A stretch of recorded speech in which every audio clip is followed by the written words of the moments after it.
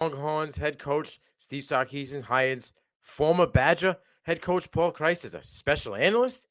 Dion getting desperate now, brings in his third son to Colorado. Something ain't right when the AD with successful 17-year career, Gary Barta, just says, I'm done. All this on CFB Prime.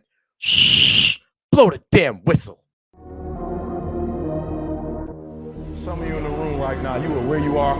You're giving 60% when you have 120 in you. Why? Because you never made a decision.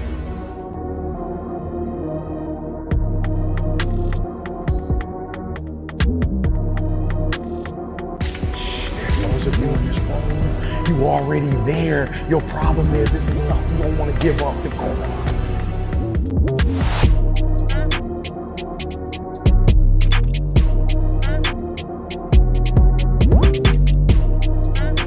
Listen to me, pound for pound, any agent in the room, pound for pound, motivational speaker, pound for pound, entrepreneur, pound for pound, athlete, pound for pound, weightlifter, pound for pound, whatever you do, I guarantee you when you do it, nobody can do it like you do it. The problem is you don't hardly do it.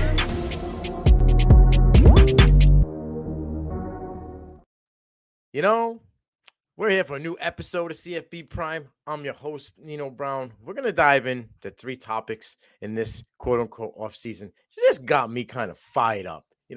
Texas Longhorns head coach Steve Sarkisian hires Paul Chryst, former Wisconsin Badgers head coach, as a special analyst to the head coach. Now, this, my friends, will make the 3rd analyst hired by Sark since the end of last year. He brought in, special teams NFL coaching talent, Joe DeCamillis. He brought in Portland State coaching talent, Pam Sadat. And now he brings in Badgers coaching talent, Paul Chryst.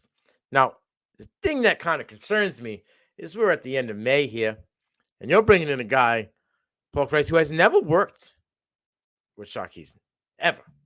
And a hiring like this makes me concerned that maybe the AD, or the powers that be, Chris Del Conte, maybe he wants to put the seat warmer on for Sark and let him know that I'm paying attention. And you ain't going to get too comfy. Because it seemed as though with the lineup of talent that you had in the last couple of years, you might have got a little comfy. Maybe the loss to the Washington Huskies in the Alamo Bowl didn't sit very well with Del Conte. Or maybe, just maybe, for one measly second, maybe it's the 13-12 mediocre record so far in 2 seasons with top-level NFL talent, the names of likes of Bijan Robinson, Roshan Johnson, Quinn Ewers, Devon Overshawn, Schooler, Josh Thompson, and many others, not to mention returning Xavier Worthy at the wide receiver. I think, Chryst isn't perfect.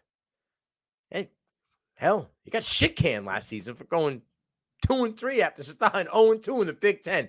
Now, I get you there for 8 years, but it's what have you done for me lately? But what Chryst brings, and this is where I think Del Conte got a little nervous after watching that Alamo Bowl game where he got a glimpse of the run game and says, nope, not today, Johnny. SOS, call for help. Please, need backup. 56 yards without the 2 NFL talent that went on this year and Bijan and Roshan.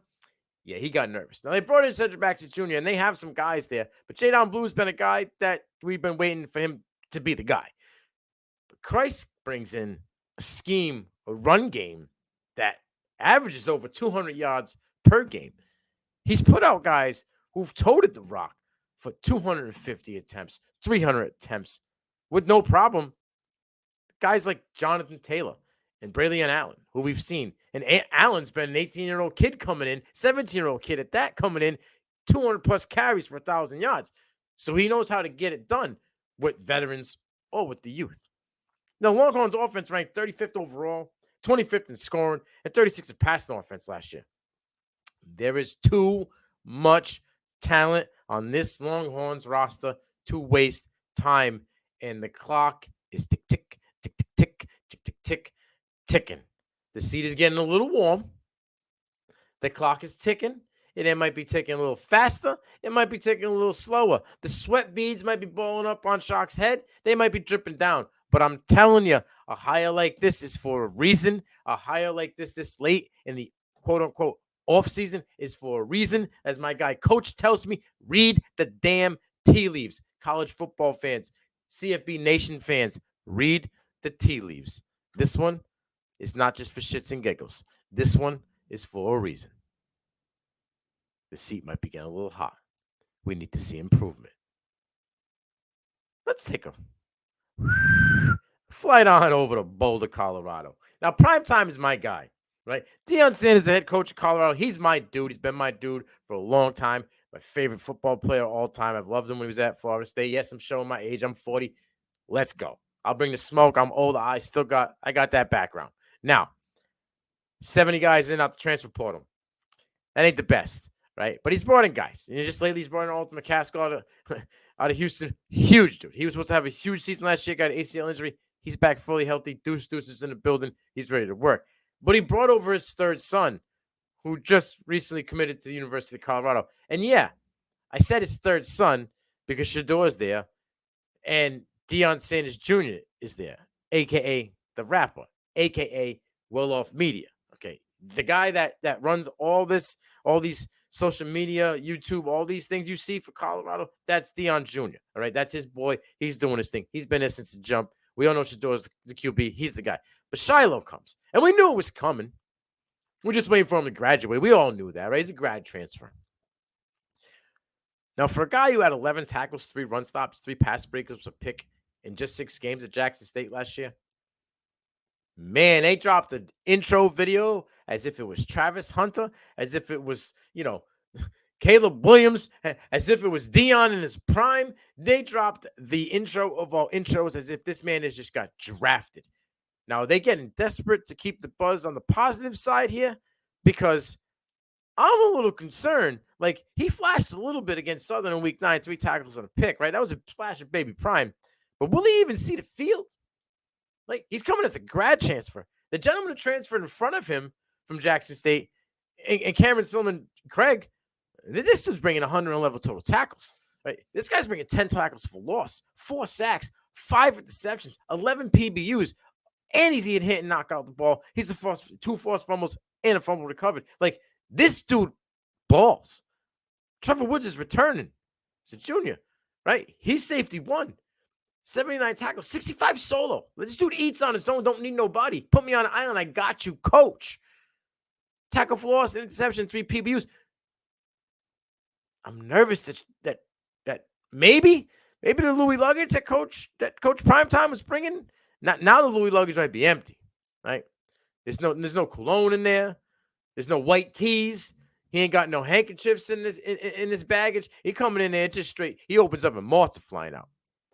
Now, like I said, I know McCaskill just showed up, but it's been quiet before, excuse me, and after. We're talking cricket memes. The only thing we're hearing about is coaches from Pittsburgh saying, this isn't how we do it. You're making a bad name for coaches across the country. So I wonder if this got me choked up about it all. I wonder if this is just to keep the buzz positive, to keep Colorado in the media. We'll just have to wait and see. Now, this last topic, my friends. Oh, this last topic got me a little bit in the belly. Got me a little hot. And I'm sorry, D. Now, you're my man. I know you're an Iowa fan. But some things, ain't smelling right to me. Long-time Hawkeyes AD, Gary Botta, announced on Friday he's officially stepping down August 1. Now, this man was a major, major player in the process for the college football playoff, right? He was on the committee chair from 2020 to 2021. He was a major guy, getting things done, working deals, convincing guys, this is how we need to do it. As an AD for Iowa, he's had consistent, success. The football program's got 10 consecutive winning seasons. It's him and head coach Kurt Ferentz. 4 bowl victories, including a Music Bowl victory over my Wildcats, 21-0. Right? They got 4 wrestling national championships since he's been the AD. 11 Big 10 championships total. They just were in the national championship with women's basketball with Caitlin Clark. But then off the field, he's been, I don't know how he's been able to bob and weave through this. And he hasn't been in the media as much. His tensions featured multiple high-profile lawsuits, but then they just kind of fall off. He paid out more than $10 million since 2017. A settlement for $4 million to a group of former Iowa football players that sued for discrimination. There was also a $6.5 million payout in 2017 of a firing of a former field hockey coach, right? It doesn't stop there. A former senior athletic director also won a $1.4 million in damages in 2017 for a discrimination lawsuit. Oh. And then just recently, both Iowa and Iowa State been under investigations for sports wagering. Revealed over 111 individuals. Yeah, that's right. 111 individuals, although only 26 are current athletes. As if that makes it any better, right? So naturally, Iowa fans saw this as a way to take to social media and rip their guy, or who wasn't their guy and now he's out. Is he out? Is he the only one out? Because the OC could possibly be out. He's on a prove-it deal after being there for years. They kind of said, you can't ride daddy's coattails no more. But all I saw Gary Barta say, here, hold this. I'll be right back. And he signed them papers in retirement faster than the Roadrunner versus Wile E. Coyote. Meep, meep, shoo. He escaped before the water started boiling. Because, fellas, ladies, where there's smoke, there is fire. Oh, and there is smoke in Iowa. And the fire is beginning. So I'm going to tell you this. You're not done hearing things out of Iowa. And you may not be done hearing things about Gary Barta. This is supposedly the off season, like I say, quote unquote. But the water's starting to bubble. So stay tuned. I'm Nino Brown. CFB Nation, CFB Prime. Shh. Let's blow the damn whistle. Some of you in the room right now, you are where you are. You're giving 60% when you have 120 in you. Why? Because you've never made a decision.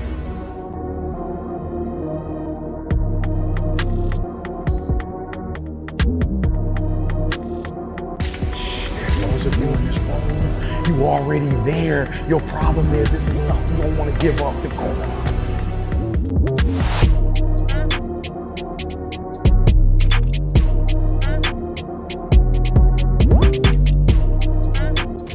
To me, pound for pound, any agent in the room, pound for pound, motivational speaker, pound for pound, entrepreneur, pound for pound, athlete, pound for pound, weightlifter, pound for pound, whatever you do, I guarantee you when you do it, nobody can do it like you do it. The problem is you don't hardly do it.